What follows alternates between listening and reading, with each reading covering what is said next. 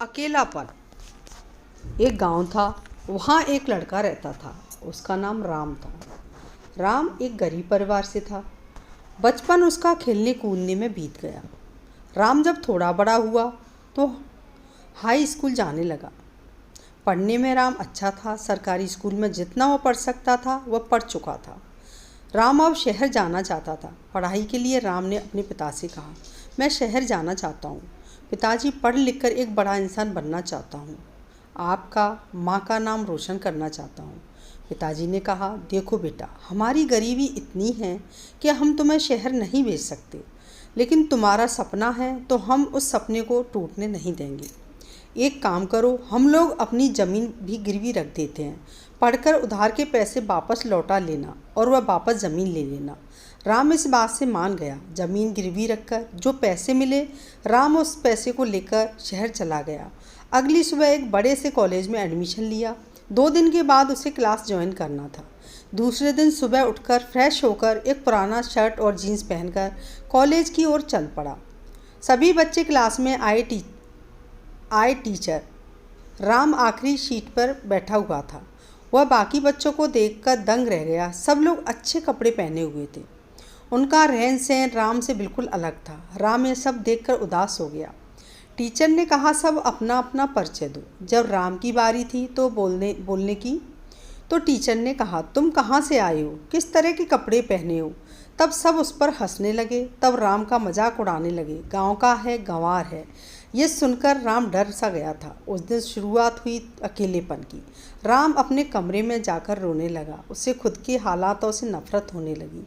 राम अपनी गरीबी से नफरत करने लगा, पर करता तो क्या करता। उधार के लिए गए पैसों से अपने शौक़ को पूरा तो नहीं कर सकता था।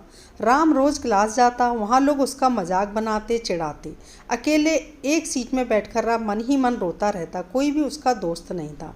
इतने बड़े शहर में राम एकदम अकेला था। पूरा दिन रूम पर पढ़ता था, कॉलेज में पढ़ता और सिर्फ पढ़ता ही रहता था। राम अकेले हो जाने की वजह से घुट रहा था।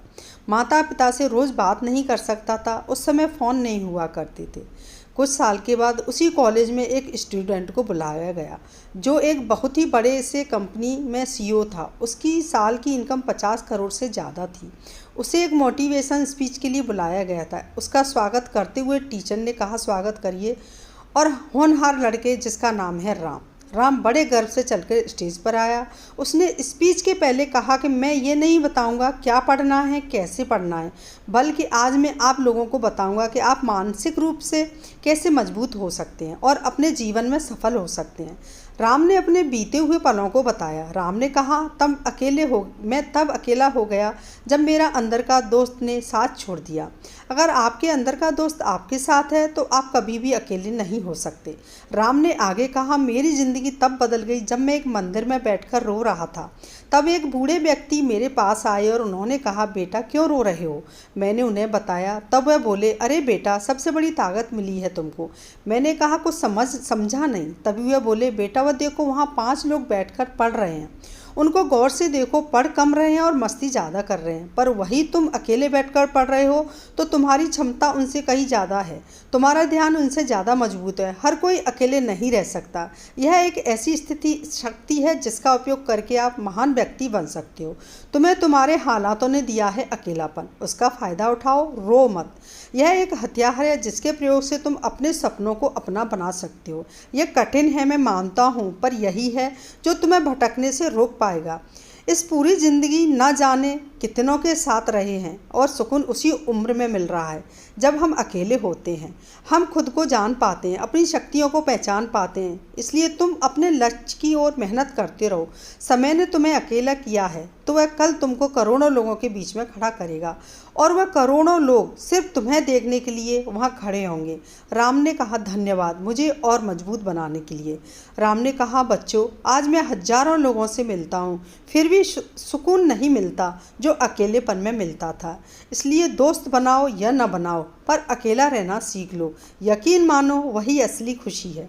तो दोस्त, जो भी अपने जीवन में अकेले हैं, यकीन मानो आपके पास जीवन का सबसे बड़ा हथियार है। इसका इस्तेमाल करके अपने सपनों को अपना बना लो। अकेलापन एक हथियार है जीवन का। अगर आप इससे चाहो तो अपनी ज़िंदगी के सपनों को पूरा करके अपनी ज़िंदगी बेहतर बना लो, या फिर अकेलेपन में घुट घुट कर बर्बाद हो जाओ और दुनिया में उपहास का पात्र बन जाओ। तो दोस्तों, आपको मेरी पोस्ट कैसी लगी?